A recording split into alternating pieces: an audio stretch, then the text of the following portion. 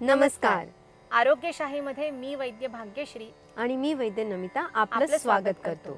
आजचा दिवस आहे तुमच्या प्रश्नाचं उत्तर देण्याचा. कुमारी रचना हिचा एक प्रश्न आला आहे. ती विचारतीये, माझं वय 23 वर्ष आहे.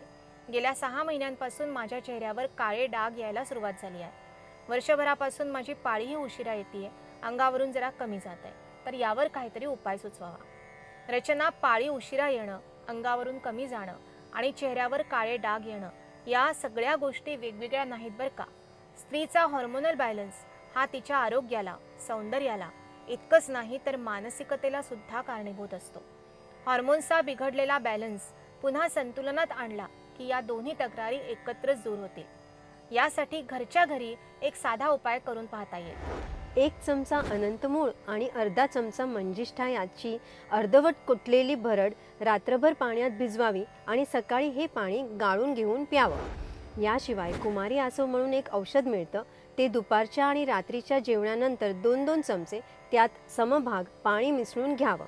रोज सकाळी 20 मिनिटांसाठी चालायला जाणं, सूर्यनमस्कारासारखं सोपा योगासन करणं हे सुद्धा चांगलं. या उपायांमुळे 2 महिन्यांमध्ये फरक जाणवेलच. अन्यथा आयुर्वेदिक वैद्यांचं प्रत्यक्ष मार्गदर्शन घेणं हे सुद्धा उत्तम. चेहऱ्यावरच्या काळ्या डागांसाठी अजून एक साधा उपाय करून पहा. आपल्या घरामध्ये सहाण असतेच.